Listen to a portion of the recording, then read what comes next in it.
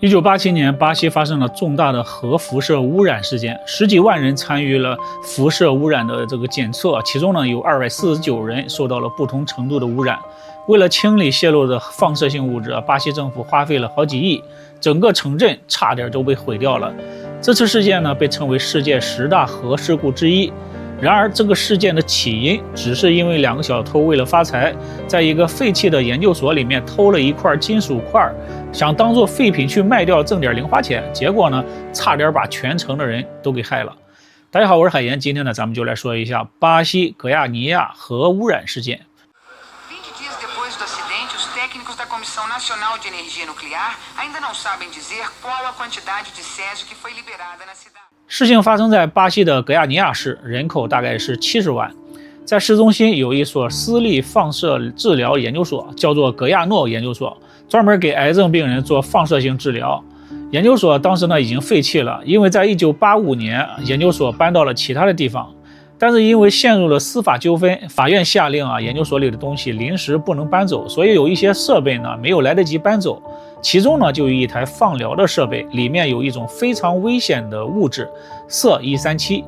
这种物质是来源于原子弹、氢弹等核武器试验或者是核反应堆等核裂变产生的副产物。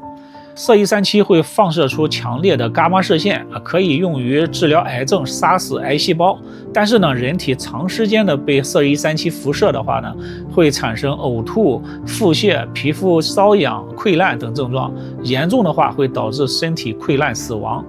这么危险的东西，研究所的所有人之一卡洛斯也曾经向政府和巴西核能委员会写信说明一旦造成铯137的泄漏所造成的严重的后果，希望政府能够认真的对待，但是呢一直没有得到回应。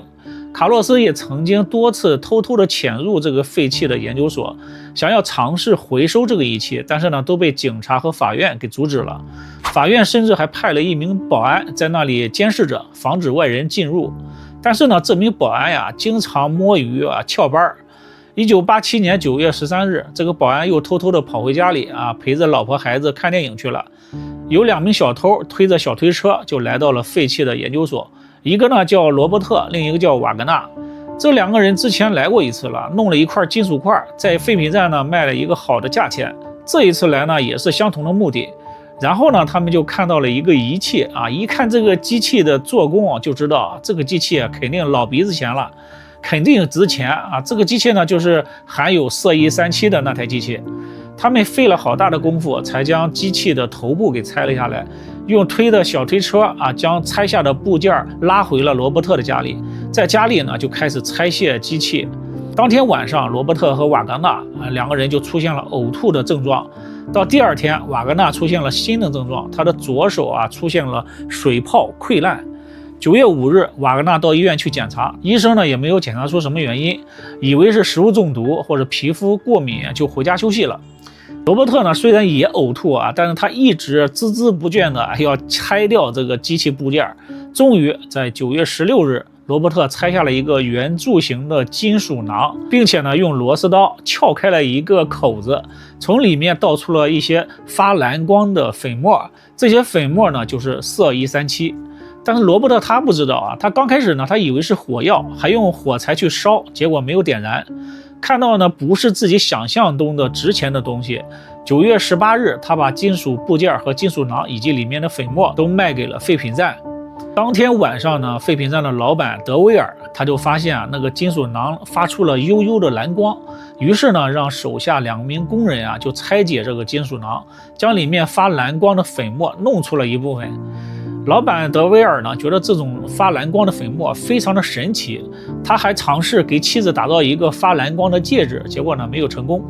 慷慨的老板德威尔抱着有福同享的精神，邀请了自己的亲戚、朋友、邻居等等来观看这种神奇的蓝光粉末，而且呢每个人都送了一点蓝光粉末。不得不说，老板德威尔人品还是很好的分享的初衷也是值得夸奖的。9月21日2名工人呢就将金属囊彻底的给打开了，从里面总共弄出了19.26克粉末。废品站的老板呢也慷慨地分享给了更多的人，然后将金属囊转卖给了另一家废品站。人们呢对于这种蓝光粉末都非常的好奇，拿回去之后呢，再给自己的家人和朋友观看。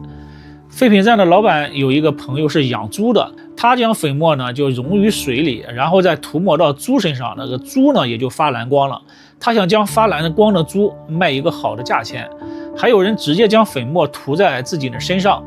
废品站的老板的弟弟叫伊沃，分得了不少的粉末。他将粉末带回家之后呢，马上就将自己6岁的女儿叫到跟前，将粉末倒在地上，和女儿一起观看粉末发出的这种神奇的蓝光。女儿非常的高兴，还将粉末涂到自己的身上，非常的开心，还用沾满蓝光粉末的手拿鸡蛋去吃当然了，有一些粉末也就被他吃到了肚子里。不久后呢，接触过粉末的人们开始发生了症状，有的人呕吐不止、腹泻，还有的人呢大量的掉头发，有些人呢皮肤出现了水泡。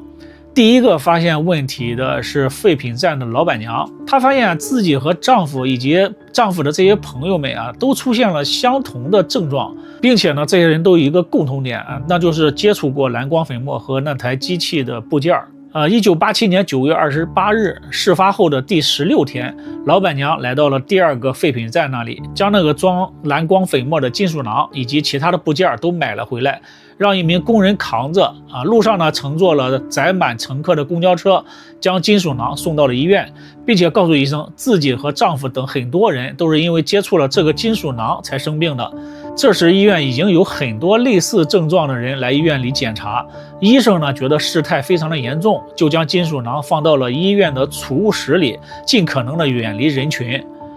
1987年9月29日，物理学家沃尔特博士拿着辐射探测仪来到了医院，还没有进入储物室的大楼，手里的探测仪呢就发生了警报，而且数值爆表。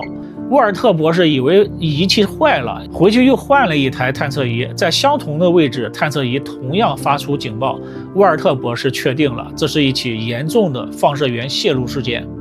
第2天9月30日早上8点，政府向全城市民公布格亚尼亚出现了无法估计的核污染事件。民众得知了真相之后都非常的恐慌，那些怀疑被核污染的地方都被封闭了。在这些地方生活或者在附近生活的人，大概10几万人都赶到了医院去检查。医院肯定是放不下那么多人的，于是呢，政府在体育场设立了检查点。根据统计，总共有11.2万人参加了核污染检测，其中有249人被检测出体内有大量的放射性物质。这些人都需要隔离，他们所穿的衣服、物品以及接触过的东西，包括养的宠物，全部都被销毁。其中有40人需要立即住院治疗，21人情况非常的糟糕，进入了重症监护室。这21人里面有4个人不幸离世。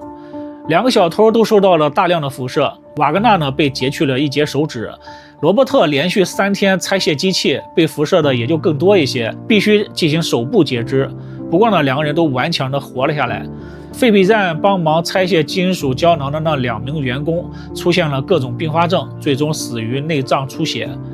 废品站老板娘是整个事件当中第一个意识到和蓝光粉末有关的人，并且将金属囊回收，不然后果可以说不堪设想。但是最终呢，他因为全身感染、内脏衰竭，在10月23日离世。帮老板娘扛金属囊的那位工人肩部受到了大量的辐射，出现了不可逆的损伤。废品站老板的兄弟伊沃失去了生育能力，大腿皮肤严重坏死。更惨的是他的6岁女儿莱德，因为把铯137吃到了肚子里面，让自己成为了辐射源。没有医生和护士敢接近他。在国际医疗团队赶来之前呢，1987年10月23日，女孩也已经在单独隔离的房间里孤独的死去了。第2天，政府就安排给女孩莱德下葬，而且呢，还专门为遗体定制了特殊的棺材。棺材是用特殊的玻璃纤维制成，而且呢，外面还用一层铅包裹着，用来隔离辐射。但在下葬的当天，还是引起了墓地附近2000多名居民的暴动。人们仍然担心受到辐射的污染，反对将女孩安葬在那里。不过呢，最终女孩还是入土为安了。废品站老板受到的辐射量也非常的大，但是呢，他凭借着自身强大的免疫力，奇迹的活了下来。但是因为他回收那个金属囊，让妻子丧生，让亲戚朋友们受到了伤害，全镇的人都因为他而遭殃。他非常的自责，后来呢患上了抑郁症，开始酗酒，因为辐射后来又得了癌症，7年之后就离世了。废品站的老板的弟弟伊沃也活了下来，因为6岁女儿的死也一直非常的自责，患上了抑郁症，2003年死于肺气肿。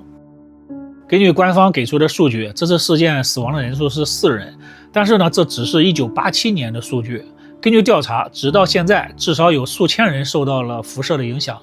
，80多人后来因为后遗症而死亡。除了这些人被污染之外，还有3辆公交车、42栋房子、14辆汽车，还有一些猫狗之类的小动物，以及附近的树木全部都被销毁，当作核污染废料处理。19.26克的铯137粉末最终产生了大概6000吨的核污染废料，然后被统一的收集，并且埋在了20公里外的一处地方，大概需要300年的时间，核废料的辐射才会消失。巴西格亚尼亚核泄漏事件成为世界10大核事故之一，被定级为世界原子能5级核灾难。目前最高的级别是7级，7级核事故目前只有2次，分别是切尔诺贝利核事故、福岛第1核电站事故。虽然这次事故死亡人数并不多，但是呢，这次事件的影响非常深远。格亚尼亚生产的产品人们都不敢去购买，当地的人在外地呢也找不到工作，也没有学校愿意招收格亚尼亚的孩子去上学，对于当地的经济发展造成了致命的打击。为了清理核污染，巴西政府损失了数十亿雷亚尔。那么到底谁该对这次事件负责呢？是2个小偷，还是偷摸翘班的保安，还是之前不作为的巴西政府呢？答案都不是。结果格亚诺研究所所有者卡洛斯等3人被指控过失罪，被判了3年2个月有期徒刑，并且赔付10万雷亚尔。